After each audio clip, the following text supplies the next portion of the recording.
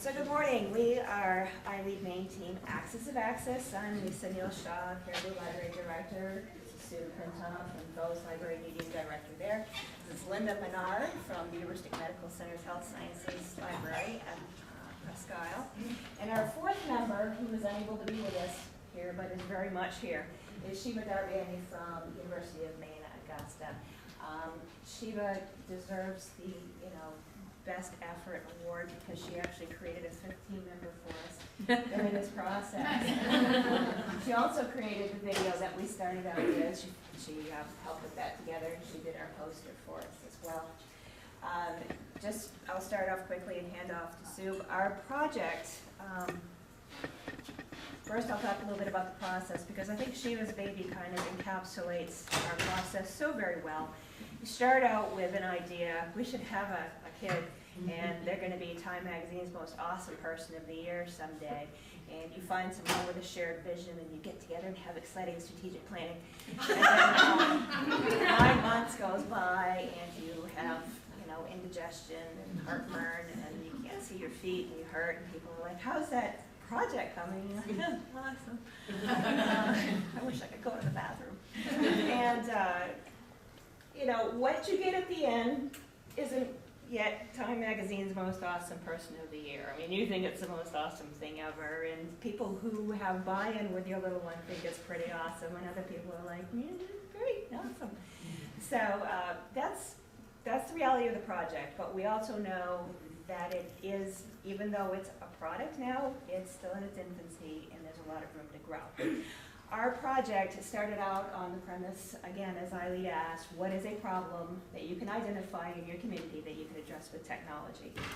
And our communities are geographically dispersed around the state, and they're also quite different in terms of some of us being public libraries, some of us being academic, some of us being medical libraries.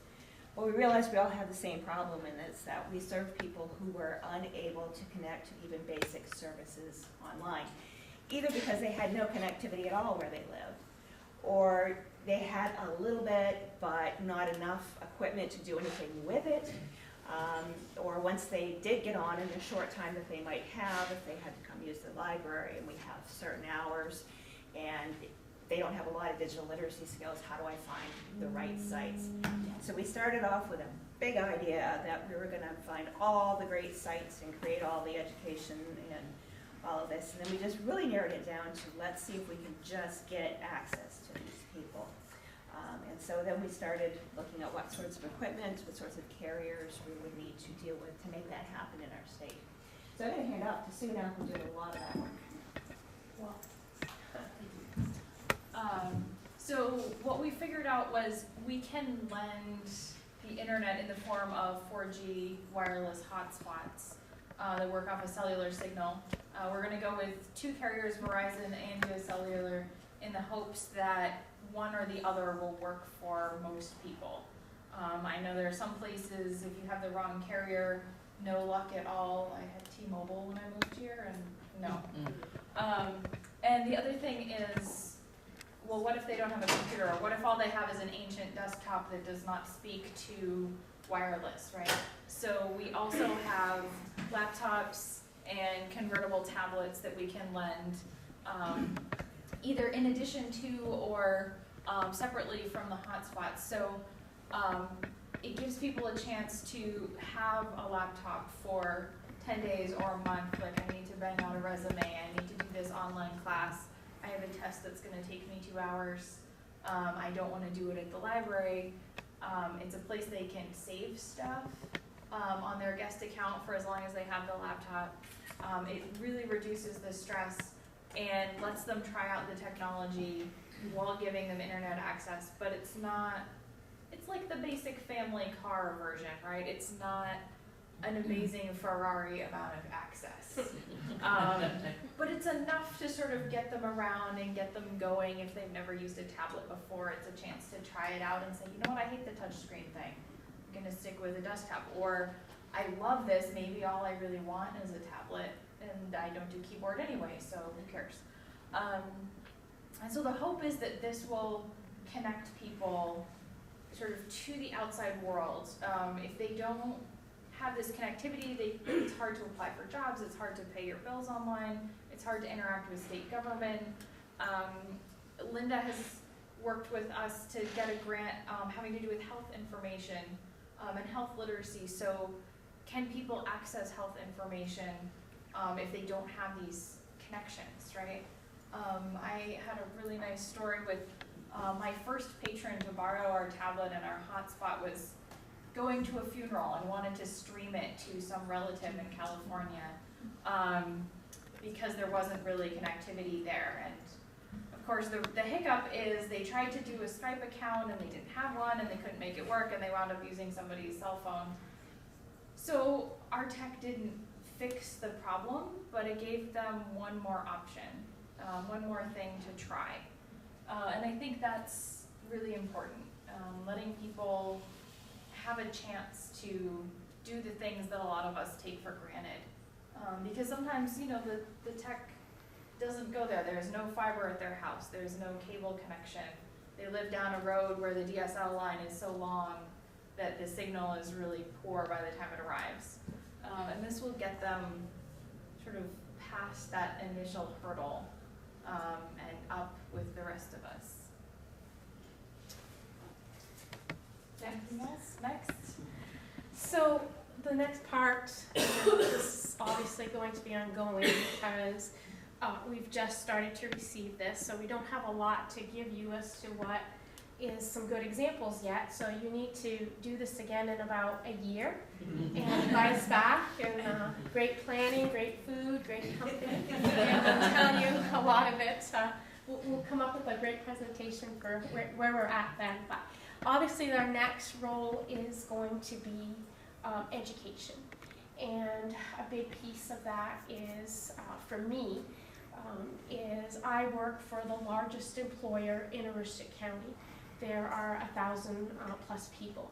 And out of those 1,000 people, one of the things that I kind of did while we were going through this process was I kind of started checking around a little bit on just kind of nonchalantly how many people had computers at home, how many people had the internet. And it was shockingly surprising that there was actually quite a few that had not. And as part of a hospital entity, we have X amount of education that each staff must complete in order to stay employed. And as the world has changed, everything is now becoming online. There's no more handing them a piece of paper to do this anymore.